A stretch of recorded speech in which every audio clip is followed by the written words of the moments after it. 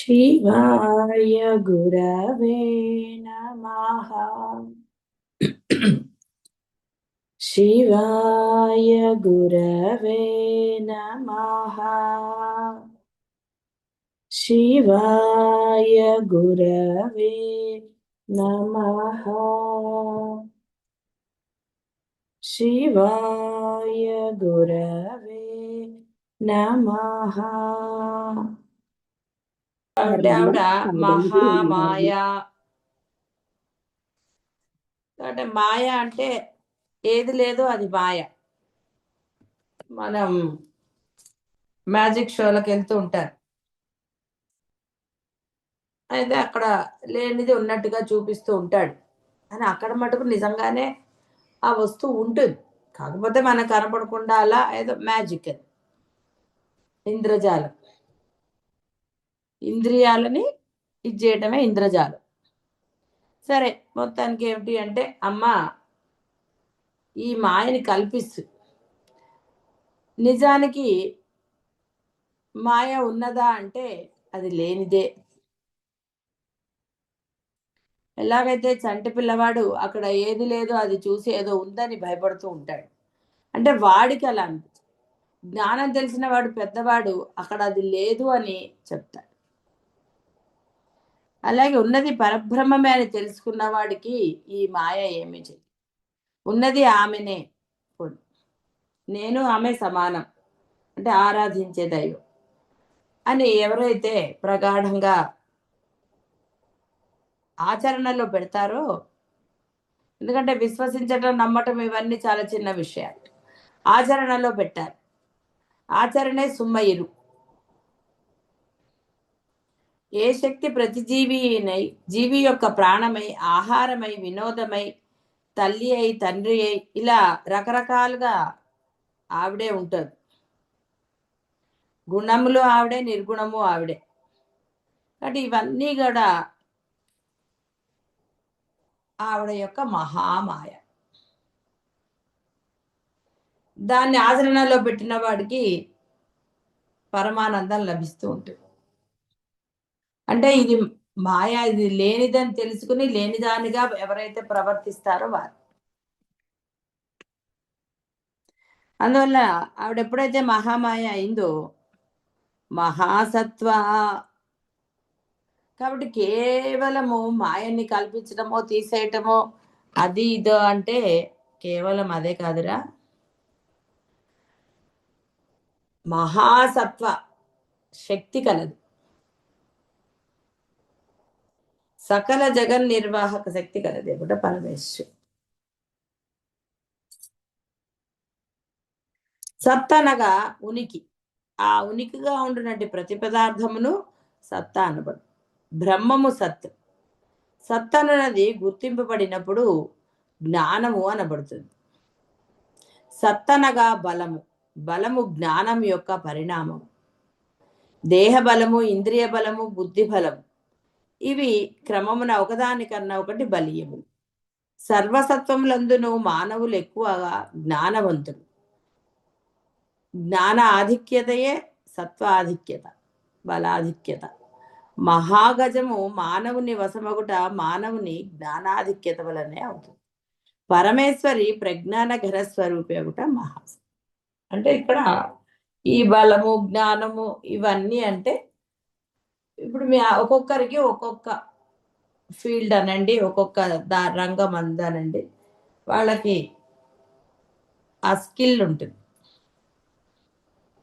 ఇక్కడ ఎలాగైతే ఆ మహా గజాన్ని, అది ఎంత ఉంటుంది, ఈ మానవుడికి మించి ఉంటుంది, కానీ దాన్ని వాడు లొంగ తీసుకుంటాడు. అది వాడి యొక్క, అది కూడా ఒక రకమైన జ్ఞానము. అంటే ఏంటి, ఒక తెలివి. అంటే ఇది ఎలా చెయ్యగలుగుతాడో ఒక పనిని స్వాధీనం, దానినే జ్ఞానము అంటారు. అసలైన జ్ఞానము ఉన్నది పరబ్రహ్మ అని తెలుసుకోండి. కాబట్టి ఈ యొక్క, అంటే తన యొక్క బుద్ధిని ఉపయోగించుకునే తెలివితేటలు కేవలం ఒక మానవుడికే ఉన్నాయని చెప్తారు. అది మీ అందరికీ కూడా తెలిసిందే, ఎవరు దాన్ని అయితే కాదనలేరు కదా. కాబట్టి ఇక్కడ ఆ బలం, ఉనికి అంటే ఉన్నది అని, నీలో ఉన్నది ఉంటేనే అవతల ఒక వస్తువు ఉన్నది అని నీకు తెలియబడుతుంది. నువ్వే లేకపోతే నీకు ఎలా తెలియబడుతుంది? కాబట్టి అది బలం నీకు. అంటే నువ్వు ఉన్నావు అన్నప్పుడే కదా ఒక ధైర్యం నీకు. అయ్యో నేను లేను అనుకున్నవాడు ఎలా మాట్లాడతాడు? ఉన్నాను అన్నప్పుడు వాడికి ఒక ధైర్యం, పర్వాలేదు నేను ఇంకా బతికే ఉన్నాను అని. కాబట్టి ఒక్కొక్కళ్ళది ఇది ఒక బలం. 90 ఏళ్ళకు కూడా ఒక ఆవిడ ఇలా ఉంటుంది అలా ఉంటుందంటే అది వాళ్ళ ఇంద్రియ బలం. శారీరక బలం అనండి, ఇంకోటి అనండి, రకరకాలు. ఏదైనా సరే నీ లోపల ఆ ప్రాణశక్తే బలం. ఆ ప్రాణశక్తి లేనప్పుడు ఎన్ని ఉన్నా, ఎంత సత్తువ కలిగి ఉన్నా ఏంటి, వీటన్నిటికీ మూలము ఆ సత్ ఏదైతే కలదో అది నీలో ఉన్నది కాబట్టే నీకు ఆ బలం. దానిని నువ్వు కనుక జ్ఞానబలంగా వృద్ధి చేసుకున్నప్పుడు నీకు అసలు ఇహ ఏ చింత లేదు. అంటే నువ్వు అత్యంత బలాఢ్యుడివి. అంటాడు కదా, అందరికన్నా బలవంతుడండి అని.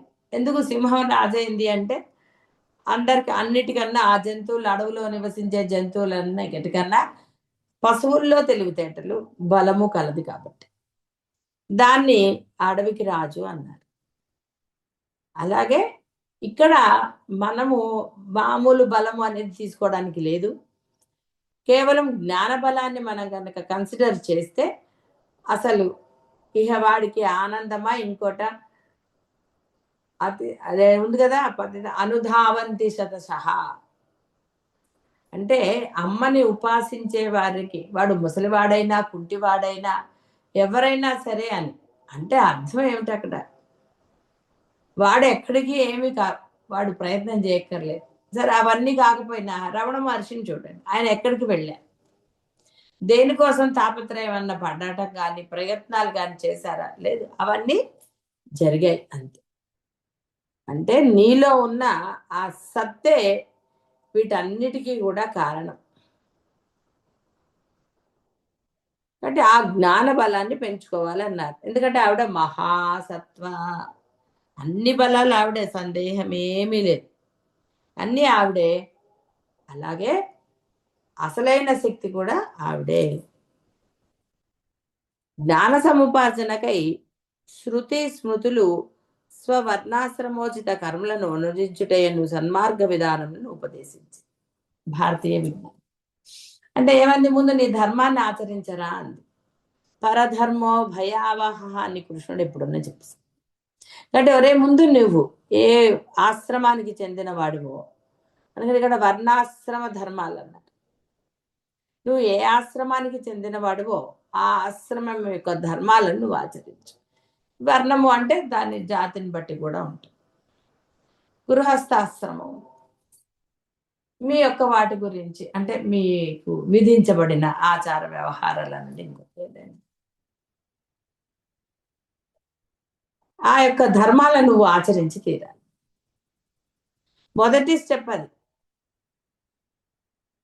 ఆ ధర్మాలను ఆచరించినప్పుడు ఆ అమ్మ నీకు తెలియబడుతుంది, లేకపోతే నీలోని జ్ఞానాన్ని వృద్ధి చేస్తుంది, అసలైన జ్ఞానం కలిగేటట్టుగా చేస్తుంది. అది ఏ విధంగా అని నువ్వు నిర్ణయించుకోవడానికో ఆలోచించినా రాదు. ఇప్పుడు మీ అందరే వాటికి ఉదాహరణలు. ఎలా మీకు జ్ఞానం లభిస్తారు? ఎస్, పాపం చేయలేదని నేను అంటాను, ఉంటారు పాపం. అయితే పూర్వజన్మదా ఇదా అదా అనవసరమైన ఆలోచన, ఆ లెక్కలు తెలియనివి. కాబట్టి తెలియని జోలికి వెళ్ళి అనవసరంగా మనసుని చికాకు పరుచుకునే బదులు ఇప్పుడు నీకు తెలియబడుతోంది, అది ఏ విధంగానైనా సరే ఉన్నది ఆ పరబ్రహ్మమే అంటే నువ్వు ఆరాధించే దైవమే అనుకుందాం. ఎందుకంటే అందరికీ పరబ్రహ్మం తెలియాలని లేదు, గురువు లభించాలని లేదు. దైవం అయితే అందరికీ లభించేదే, ఫ్రీ ఆఫ్ కాస్ట్, ఏదో మీరు వేరే ఎక్కడికన్నా వెళ్తే తప్ప. మీ ఇంట్లోనే ఉంటాడు, ఎక్కడో లేడు, ఎక్కడికో వెళ్ళక్కర్లేదు, కూడా గుడికి కూడా వెళ్ళవలసిన ఆవశ్యకత ఏం లేదు. నువ్వు ఇది చేయవచ్చు.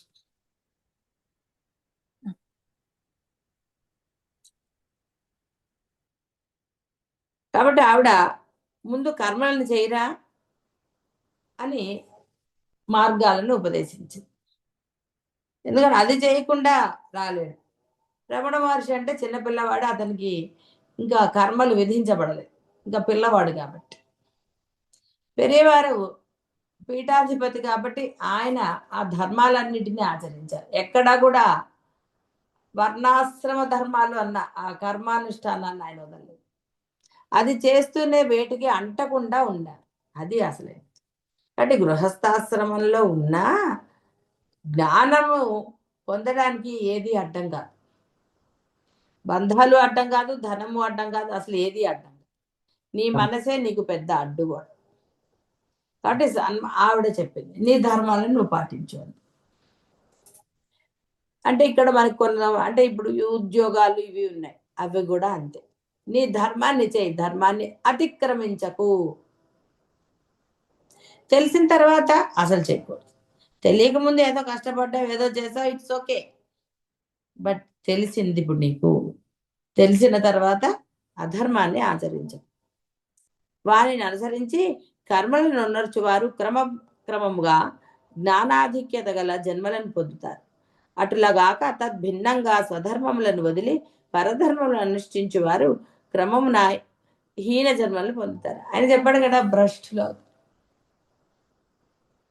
ఎందుకండి భ్రష్టత్వం దేనికి? భయంకరమైన జన్మలు పొందుతారని ఎప్పుడో చెప్తారు. మరి తెలిసి కూడా ఎందుకండి అనవసరంగా స్వధర్మం చేయకుండా వేరే వాటికి వెళ్ళటం? అవసరమేం లేదు కదా. కాబట్టి ఆ హీన జన్మలో అవన్నీ అక్కర్లేదు. స్వధర్మే నిధనం శ్రేయ పరధర్మో భయావహ. వారి వారి పూర్వ వర్తమాన జన్మలను ఆచరించిన కర్మల ఫలానుసారం వారికి తగు ఉత్తర జన్మలను నిర్ణయిస్తుంది అమ్మ. కాబట్టి ఆవిడ మహాసం. ఆవిడకేం లెక్కలు విడిగా చెప్పక్కర్లేదు. నేను అందుకు చేశానండి, ఇందుకు చేశాను పాపము, ఈ అధర్మాన్ని, లేకపోతే నేను అసలు చేసేవాడిని కాదు అని డైలాగులు కొట్టవు. నువ్వు వాడి కోసం వీడి కోసం కాదు కదా. కాబట్టి ఉన్నది నువ్వు ఆరాధించే దైవం కోసం అన్నప్పుడు నువ్వు ధైర్యంగా ఆ జ్ఞానాన్ని ఆచరణలో పెట్టి తీరాలి. తెలియటం వల్ల ఉపయోగం లేదండి, ఏదైనా అంతే. తెలియటం వల్ల ఉపయోగం ఏంది? నువ్వు ఆచరణ పెట్టి తీరాలి. నువ్వు ఆచరణ పెట్టినప్పుడు నీకు ఎన్ని తెలిసినా వృధానే. ఎన్ని రిఫరెన్స్లు ఎన్ని ఉంటే మటుకు ఏమండి, నీ దగ్గర నుంచి కార్యాచరణ లేనప్పుడు. ఇక్కడ ఆ యొక్క జ్ఞాన బలాన్ని అమ్మ మీకు ప్రసాదించినప్పుడు ఆ జ్ఞాన బలంతో చక్కగా అసలైన దాన్ని పొందాలి.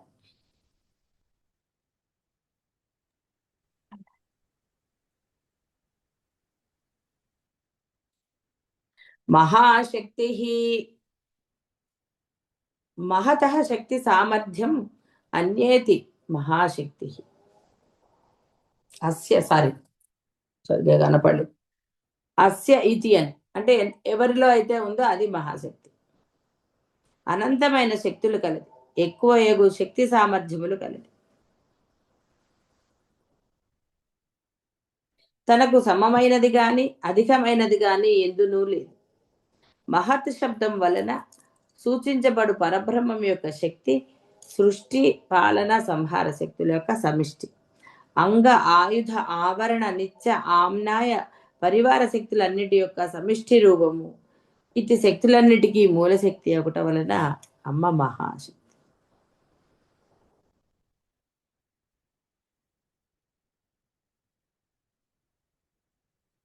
కాబట్టి ఇందులో ఇప్పుడు అసలు మనం ప్రత్యేకంగా చెప్పుకోవాల్సింది కూడా ఏముండదు. ఎందుకంటే అమ్మ గురించిన సర్వశక్తి సమర్థురాలు ఇవన్నీ కూడా అయిపోయాయి, చెప్పేసుకున్నారు. నిజంగా ఇప్పుడు అమ్మ గురించి చెప్పడానికి ఏమైనా ఉందా? ఏమీ లేదు. ఇవన్నీ ఎక్స్టెన్షన్లు మాత్రమే.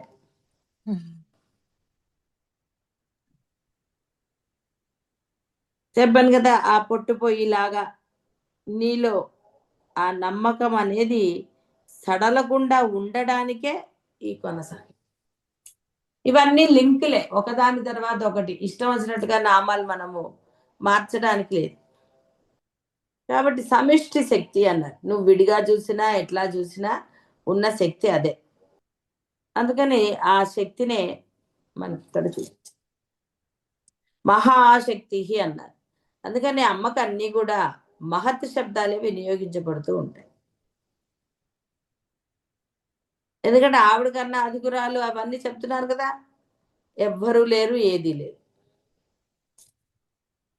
కాబట్టి ఆ మహత్ శబ్దం మనకి వినే అబ్బో వాడు మహా ఇదిలేండి అని మనం అన్నా అది ఏదో కేవలం వ్యవహారానికే తప్ప నిజమైంది కాదు. అమ్మకి మాత్రమే ఆ మహత్ శబ్దము పరిపూర్ణమైంది. అంటే నిజము, ఇంకా దాంట్లో సందేహం ఉండక్కర్లేదు. వీడి బలము వీడి వయసుతో దేనితో అయినా కూడా నశించే అవకాశాలు. కానీ అమ్మ యొక్క శక్తి అలా కాదు. సర్వకాల సర్వావస్థలందు కూడా ఆవిడ శక్తికి ఎక్కడా లోపం ఏర్పడదు. అంటే ఈ సృష్టి ఉన్నంతకాలం ఆవిడ మహాశక్తి, మహాసత్వ, మహామాయ, మహాదేవి. అంతే తప్ప ఆవిడకు కూడా ఏమండి సనాతని అన్నారు కదా, పాపం ముసలావిడ అయిపోయిందేమో, శక్తి సన్నగిల్లి ఉంటుందేమో, ఇప్పుడు మన పరిస్థితి ఏమిటి అని ఉండదు. అందుకని అన్ని మహత్ శబ్దాలు ఆవిడకి వాడారు. అంటే అమ్మ మహాశక్తి. ఇక్కడ అన్నిటిలోని శక్తి కూడా చెప్తారు.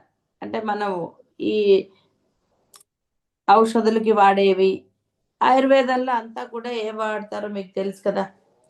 కాబట్టి ఆ వాటిల్లోని ఔషధ శక్తి సర్వము కూడా అమ్మే. అంటే దానిలో అంటే ఇప్పుడు మనం ఒక చిన్న కరివేపాకు తీసుకున్నా, వేప చెట్టు, ఈ మారేడు, అంటే ఇవన్నీ కూడా మనకి ఔషధ గుణాలు కలిగి ఉన్నాయి. కాబట్టి ఎలా కలిగి ఉన్నాయి? నువ్వు పోసేదొట్టి నీరు మాత్రమే, కానీ వాటికి ఆ శక్తిని ఆ అమ్మ ప్రసాదిస్తుంది. అంటే వాటిల్లో ఆ యొక్క ఔషధ శక్తి, మీరు ఏవోవేవో తింటున్నారు, వాటిల్లోని శక్తి అంటే కనపడట్లేదు. అది అమ్మ ఎలా కనపడదో వ్యాపించి ఉన్న శక్తి, అదే విధంగా మీరు ఏది తింటున్నా అందులో ఉన్న ఆ శక్తి మీకు కనపడదు. మీరు తిన్న తర్వాత దానిని రకరకాలుగా మజ్జ, సంస్థ, రక్తవర్ణ వీటన్నిటిగా మార్చే శక్తి ఎవరు? ఆవిడే. నువ్వు కేవలం ఏదో దాన్ని పచనం చేసి కొన్ని ఈ ఫ్రూట్స్ అనండి ఏదైనా సరే, ఎందుకు మరి అన్ని ఒకే రుచిగా లేవన్నా, ఒకే ఆ యొక్క గుణాలు కలిగి ఉన్నాయా? లేవు. కూరలైనా సరే, పళ్ళైనా సరే, ఏదైనా సరే ఇన్ని రకాలు అన్నా అన్ని తలో ఒక టేస్ట్, వాటి వాటి ప్రయోజనాలు అన్నీ కూడా వేరు వేరు. ఆ వేరు వేరుగా అంటే ఇక్కడ మళ్ళీ భేదభావాన్ని కాదు, ఆ శక్తి వాటికి ఇచ్చింది అమ్మ. కాబట్టి నీకు కనపడే వాటిలోని శక్తి, కనపడని వాటిలోని శక్తి కూడా ఆవిడే. అదే మహాశక్తి. కాబట్టి అందరిది అలాగే కేవలం వాటిదే కాకుండా నువ్వు ఒక జ్ఞానాన్ని అంటే నువ్వు తెలుసుకున్న దాన్ని ఆచరణలో పెడుతున్నావు అంటే కూడా అదే శక్తి. ఆ శక్తి నీలో ఉన్నది కాబట్టే నీవు దాన్ని ఆచరణలో పెట్టగలుగుతున్నావు. అది జ్ఞానమా ఇంకోట అనేది డిపెండ్స్ అంతే. నువ్వు అంటే నువ్వు తెలిసిన జ్ఞానాన్ని ఆచరణలో పెడుతున్నావా లేక ఈ వ్యవహారాన్నే చేస్తున్నావా అనేది నీకు నువ్వే సాక్ష్యం. కాబట్టి ఇక్కడ అంటే వస్తువుల యందు, మనుష్యుల యందు అంటే జీవరాశుల యందు ఉన్న శక్తి సత్వగుణం ఉనికి అన్నారు. అది ఆ అమ్మే.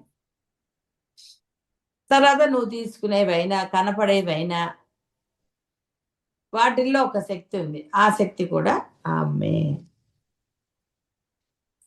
కాబట్టి వేమునందలి క్రిమి సంహార శక్తి అట్లా చెప్పారు. వాయువునందలి చలన శక్తి, అగ్ని అందలి దాహక శక్తి, ఇలా కొన్ని చెప్పారు. విద్వాంసుల ఎందలి సారస్వత శక్తి, గాయకులకు ఆ గాన శక్తి, ఇవన్నీ కూడా పరమేశ్వరి యొక్క శక్తి. ఆవిడ లేకపోతే ఇవన్నీ లేవు. వీని అన్నిటికీ మూలమగు పరమేశ్వరే మహాశక్తి. కాబట్టి ఆవిడే మహాశక్తి. శక్తులన్నీ ఆవిడవే కాబట్టి సందేహం లేకుండా ఆవిడే. కాబట్టి ఆవిడని మహాశక్తి అన్నారు. మహారథి విశేషమైన అనురాగము కలదు. ప్రపంచమున మాతాపుత్రులందును సహోదరులందును సహవాసులందును పాలక పాలితులందును దేవతారాధకులందును భార్యాభర్తలందును ఇత్యాదిగా ప్రతి పదార్థద్వయమునందును ఉండనగు సంబంధ బంధము ఈ రతి అనబడుతుంది. రతి అంటే ఇష్టం, ఒక ఇష్టము, వీళ్ళంటే ఇష్టము, వాళ్ళంటే ఇష్టం. ఈ ఇష్టము బుద్ధి మారినప్పుడల్లా మారుతూ ఉంటుంది, ఏం సందేహం లేదు. ఆ అనురాగం ఎప్పుడు ఒకే విధంగా లేదు.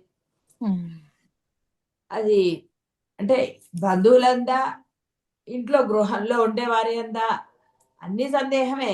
ఏది ఎప్పుడు ఒకలాగా లేదండి. ఎవరో కొంతమందికి మాత్రమే అలా ఉంటుంది. చాలా మంది మనుషులకు వస్తువులందు కావచ్చు, మనుషులందు వయసుకు తగ్గట్టుగా మారుతూ ఉంటుంది, అవసరానికి తగ్గట్టుగా మారుతూ ఉంటుంది, రకరకాల. అందుకని ఇక్కడ అవన్నీ కూడా మనకి చెప్పారు. సహవాసులని, పాలక పాలితులందు గాని ఇలా రకరకాల అవసరార్థం. ప్రతి పదార్థద్వయం నందువలే ప్రపంచం నందల 84 లక్షల జీవజాతులందును పరమేశ్వరి కల అనురాగమే అందరిలో ఉంది కదా, సమానంగానే ఉంది. ఒకరిలో ఎక్కువగా ఒకరిలో తక్కువగా లేదు ఆవిడ. అందరి యందు ఒకే భావం కలిగి ఉంది. తన భక్తుల యందు ఉంది అంటే తను చెప్పింది ఆచరించిన వారి యందు ప్రత్యేకమైన ఒక శ్రద్ధ కలిగి ఉంది, వేరేగా ఏమీ లేదు. అది సహజమైనది అంటే ఆవిడకి ప్రత్యేకంగా ఉంది ఆ గుణము. ఆవిడ సర్వుల యందు ఒకే భావం ఉంది. వీడు మాట వింటున్నాడు కాబట్టి వాడిని ఉన్నతుడిగా తీర్చిదిద్దాలి కాబట్టి వాడి యందు ప్రత్యేక శ్రద్ధ. ఎవరైతే తనని తెలుసుకోవాలని ప్రయత్నం చేస్తారో వారికి తెలియబడడానికి అనేక సాధనాలను ఇస్తూ ఉంటుంది. వాడి పూర్వజన్మ యొక్క దాన్ని బట్టి కూడా వాడికి తానెవరు ఏమిటో తెలిసేటట్టుగా ఆవిడ చేయగలుగుతుంది, ఆవిడ చేస్తూ ఉంటుంది. అందరికీ తెలియజెప్తూనే ఉంటుంది ఆవిడ. కానీ ఎవడు దాన్ని గుర్తిస్తాడో, గుర్తించి తన మార్గాన్ని సుగమం చేసుకుంటాడో వాడి యందు కొంత ప్రత్యేకమైన శ్రద్ధ. ఎందుకంటే వాడి యొక్క ఆయుష్ ఆవిడ చేతుల్లో ఉంటుంది. సృష్టి స్థితి లయము ఆవిడే. కాబట్టి ఎవరైతే జ్ఞానాన్ని అంటే వాళ్ళకి తెలియబడుతుంది, కొంతమందికి ఇష్టం అంటే తెలుసుకోవాలన్న జిజ్ఞాస, కొంతమందికి ఆ జిజ్ఞాస లేకున్నా తెలియబడుతుంది. కాబట్టి ఎప్పుడైతే అది తెలియబడుతుందో దానిని వాడు ఆచరణలో పెట్టాలి అంటే వాడికి ఆ బుద్ధి ఉండాలి, బుద్ధి విశేషం. అయితే ఇక్కడ అమ్మ కలిగిస్తుందని నేను చెప్పటం లేదు. అమ్మ నీకు మార్గాన్ని చూపించింది, సాధనలను బోధించింది. కాబట్టి ఆవిడ అందరి యందు ఒకే భావం అంటే ఆ ఇష్టం కలిగి ఉంది, అనురాగం అన్నదానికి ఇది ఒక నిదర్శనం.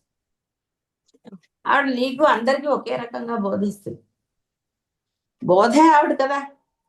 జ్ఞాన జాతృ జయ రూపాలంటే బోధ ఆవిడే, బోధ చెప్పేది ఆవిడే, ఆ బోధ యొక్క మూలము లక్ష్యము ఆవిడే, వేరేగా లేదు ఇక్కడ.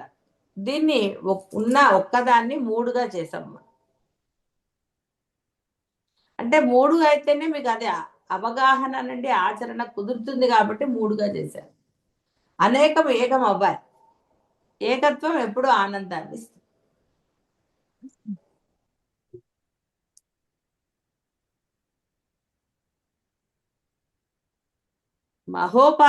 మహా ఉపాసకులు ప్రాపంచిక విషయములందు కన్నను పరమేశ్వరి ఎందే బుద్ధి లయించిన వారే. కాబట్టి ఉపాసకులు అంటే ఆవిడ సమీపంలో ఉన్నారని. మహోప అంటే ఆవిడ తప్ప అన్యం లేదు, శరణాగతి పొందినవారు. వారు ఇదే ఆచరణ. రమణ మహర్షి అనండి, వేరే వారు చాలా మంది ఉన్నారు రామకృష్ణ పరమహంస. ఎక్కువ మంది చెప్పుకుని ఏం లాభం అండి, ఆయాసం తప్ప. చాలు ఒకరు తెలిసినా కూడా వారిలాగా మీరు ఆచరణలో పెడితే దానికి మించింది లేదు. కాబట్టి మహాశక్తి, మహారథి, మహామాయ, మహాదేవి అన్ని మీలో ఆ విశ్వాసము ఎక్కడ సడలకుండా ఉండడానికే నామాల కూర్పు, స్తోత్రం అదే.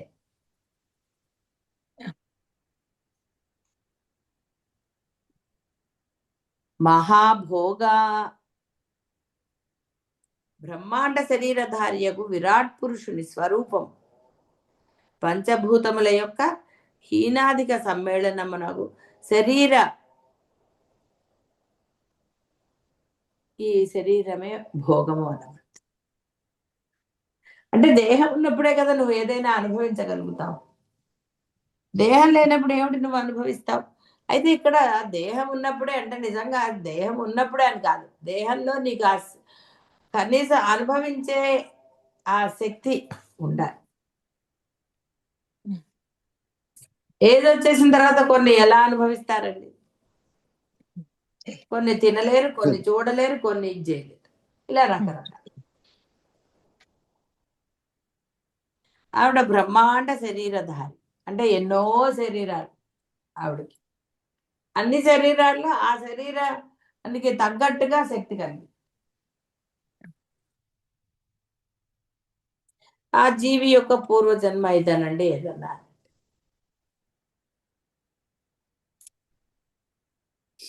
పంచభూతముల యొక్క హీనము అధికం అంటే తక్కువ ఎక్కువ అన్ని స్థాయిలు ఆవిడవే. చెప్పుకున్న పేడ పురుగు కూడా ఆవిడే, బురద ఆవిడే. అది బురద అయింది అంటే అందులో ఆ అమ్మ యొక్క ఇది ఉంది కాబట్టి అది బురదగా అయింది. అందుకని హీన అధిక సృష్టి అంతా ఆవిడదే అయినప్పుడు మరలా 84 లక్షల జీవరాశులు ఆవిడే అన్నప్పుడు ఇది ఆవిడ అది ఆవిడ కాదు అనడానికి ఆస్కారం ఏది లేదు.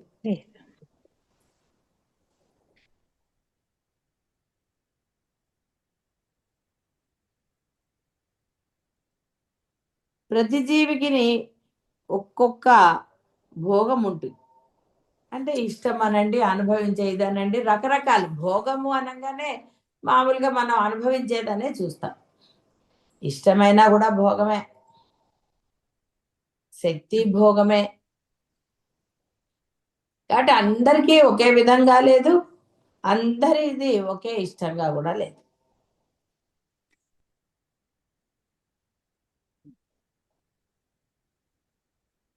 పరమేశ్వరి సమిష్టి జీవస్వరూపము బ్రహ్మాండ దేహదారి కావున మహాభోగ. బ్రహ్మాండమంతయు మహానబడు బ్రహ్మమే కాబట్టి ఆవిడ మహాభోగ. అంటే మీరు ఎలా చెప్పినా ఏం చేసినా శక్తి అంతా ఆవిడేనండి. ఇంకా మళ్ళీ అందులో ఏమి లేవు. ఆహారం అంతా కూడా అదే, అది కూడా భోగమే. భోగమున సంపత్ ఉద్యుక్తమగు సుఖము భోగములు 8 విధాలట. గృహము శయ్య అంటే ఇది గృహస్థాశ్రమం చాలా కామన్ కాబట్టి దాని గురించే చెప్పారు. అంటే ఒక ఇల్లు ఉండటం, ఆ ఇంట్లో అన్నీ ఉండటం, శయ్య, వస్త్రము, ఆభరణాలు, ఆ స్త్రీ పురుషులు అంటే తల్లిదండ్రులు, పుష్పములు, గంధాలు, తాంబూలాలు, ఇవన్నీ అంటే ఇవన్నీ శుభాన్ని కలుగజేసే వస్తువు. ఇవన్నీ ఎవరి దగ్గర ఉంటాయో వారు భోగి అనబడతారు. అంటే వాడికి ఏం లోటు లేదురా, వాడికి సమస్తము ఉన్నాయి. సమస్తం ఉన్నా వాడి బుద్ధి సరిగ్గా ఉందండి. ఇది మామూలు అర్థం చెప్పారు. మహాభోగి అంటే వాడు అనుభవించడానికి అన్నీ ఉన్నాయి, వాడు ఏమీ లోట్లేదు, అన్నీ సమకూర్చి. ఇక వాడు బుద్ధి బాగాలేనప్పుడే వాడిది ఎలా ఉంటుందో మీ అందరికీ అనుభవం.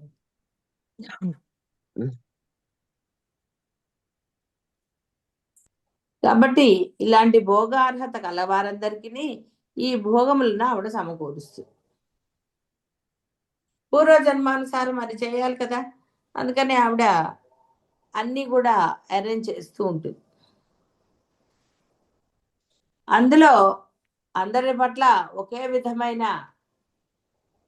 ఆచరణ చేస్తుంది తప్ప అక్కడ వీరు ఎక్కువ వీరు తక్కువ అని చూడు. అయితే అనవచ్చు ఈవిడ భక్తులండి కానీ ఏదో జన్మలో కర్మ కాకపోతే ఇప్పుడు అనుభవిస్తున్నారండి అని. మనకు బాల త్రిపుర సుందరి ఉపాసకుల ఆ శాస్త్రి గారిది ఇలా మనకి ఎంతో మంది భక్తుల యొక్క చరిత్ర తెలుసు, వాళ్ళు కష్టపడ్డారని. ఇంకోటి కానీ వాడు కష్టపడ్డాడని మీరన్నారు కానీ వాడెక్కడా చెప్పలేదే నేను కష్టపడ్డాడని. అర్థం ఏమిటి అంటే నీ పూర్వజన్మానుసారం నువ్వు అనుభవించవలసిన కర్మ నీకు ఇచ్చి తీరుతుంది ఆవిడ. కానీ నీవు అంత భయంకరమైన శిక్ష అనుభవించకుండా చూస్తుంది. సర్వశక్తిమంతురాలు కాబట్టి మహాశక్తి మహాభో నీ చేత అనుభవింప కూడా చేస్తుంది. అంటే దాన్నే మీరు ఏ విధంగా అన్నా వ్యవహారంలో కాబట్టి ఆవిడ మహాభోగ. కానీ ఇక్కడ మీ అందరికీ కూడా ఈ వినేశక్తి మీకు ఏవేవైతే లభించి ఉన్నాయో జీవితంలో అవన్నీ ఆవిడే. సింపుల్ గా చెప్పాలంటే మీలో ఆవిడ ఉంది కాబట్టి మీకు ఇవన్నీ. అలాగే ఈ జ్ఞానాన్ని మీకు లభింపజేసింది కూడా ఆవిడే.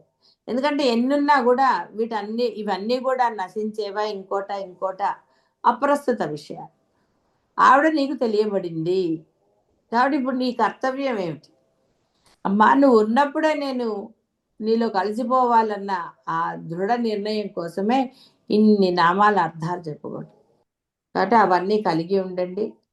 చక్కగా ఆ అమ్మ గురించి తెలుసుకుని కేవలం ఆనందించటం కాకుండా ఆచరణలో పెట్టి ధన్యులవ్వండి. శుభం భూయాలు.